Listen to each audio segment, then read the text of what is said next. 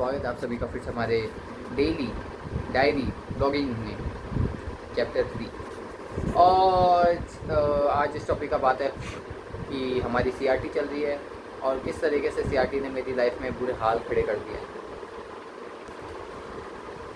तो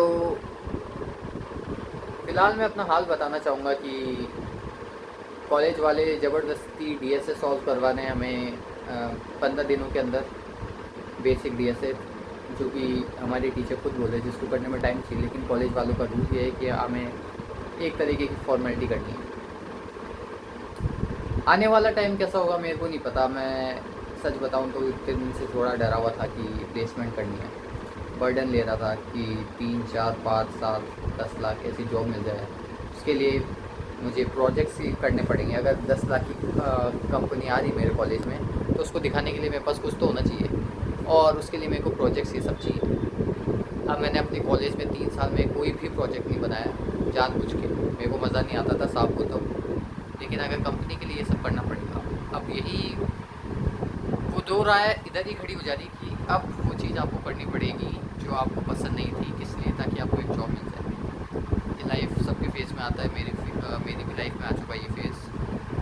दुख दे रहा है, पर इससे मैं कैसे लड़ूंगा, कैसे जीतूंगा, मेरे को नहीं पता। बट एक चीज़ मैंने सोची अपने लाइफ में कि अगर अभी से मेरा ये हाल है तो आगे जाके ये हाल सॉल्व कैसे होगा। जब कॉलेज जैसी अच्छी लाइफ अभी मेरे को मिल रही है, जहाँ पे इतनी सारी प्यारी लड़कियाँ हैं, इतने सारे लोग, इतना अच्छा इन्वायरमेंट है, उस इन्वायरमेंट में ही मेरा हाल ऐसा बदहाल हो चुका है। उसके बाद लाइफ में मेरे को जो मिलता है उससे मेरी लाइफ में क्या ट्रेजेक्टरी हुई।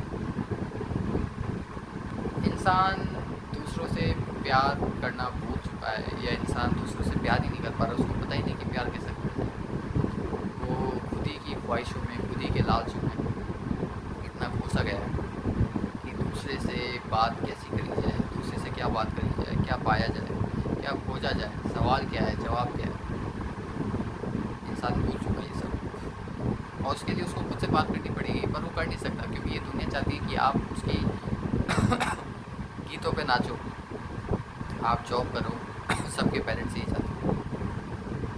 पता नहीं कितने सारे सवाल हैं ये सब। एक और चीज़ मैं बोलना चाहूँगा कि आपको बिल्कुल नहीं मालूम कि आप जो भी अपना कंटेंट कंज्यूम कर रहे हैं वो आपके लिए लाइफ में कितने ज़्यादा प्रॉब्लम्स खड़ी कर दे रहा है। आप सोच भी नहीं सकते वो आपकी लाइफ में कितने ज़्यादा ओपिनियंस खड़ा कर दे रहा है आपके दिमाग में। जैसे अभी मैंने एक शॉर्ट देखा था, मैं रील्स ये सब कम देखता हूँ, लेकिन एक रील आई थी उसकी प्रखर की प्रवचन की, जिसमें एक चश्मे वाले इंसान थे जो कि मैंने उनको कई बार देखा। वो शायद पॉलिटिकल है या फिर कोई ऑफिसर है, ब्यूरोक्रेट, मेरे को नहीं मालूम, लेकिन उनका था कि रविंद्रनाथ टैगोर और B.R. अम्बेडकर, इन लोगों ने किसी एक पर्टिकुलर दो रिलीजन के ऊपर बोला कि ये बस एक मैटर ऑफ टाइम है और उसके बाद अपन लोग कन्वर्ट हो ही जाएंगे।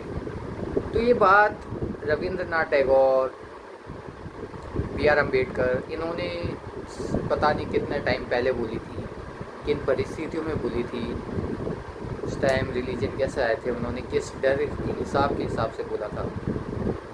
उसके बाद आज के लोग अलग हैं। तो ये सब जानना एक खोज है इंसान की खुद की। ये इंसान को खुद को पता करना होगा कि उसको कौन सी चीज़ें गवर्न कर रही है, उसको कौन सी परिस्थितियाँ हैं जो उसके आगे आती है, उनसे कैसे उसका सामना करे, और उसके लिए उसको अवेयर होना पड़ेगा। मैं ये चीज़ बिल्कुल नहीं मानता कि लोग, हो सकता है कि कोई मेरे को कन्वर्ट करना चाहे, ये सब बिल्कुल हो सकता है, पर मैं ये नहीं मान के चलूँगा कि हर कोई मेरे को यही चाहेगा कि मैं ये करूँ। इंडिया में मेजॉरिटी में बहुत सारी चीज़ें जो अपन ऐसे देखते हैं न्यूज़ चैनल में कि किसी पर्टिकुलर कम्युनिटी, इन सब के बीच में लड़ाई हो चुकी है, वो ये सब मैं सच बताऊं तो बहुत सारा फैक्टर है कि ये ISI से लिंक्ड है, ये बस अपने को पता नहीं है। इसी न्यूज़ के चलते हुए जब अपन गलत इन्फॉर्मेशन पढ़ते हैं, तब वो लोग जिनका IQ कम है, या फिर वो लोग जो चीज़ों को इतना समझना नहीं चाहते, जिनके पास काम नहीं है, वो लोग आपस में एक दूसरे के प्रति हेटरेट फैलाते हैं।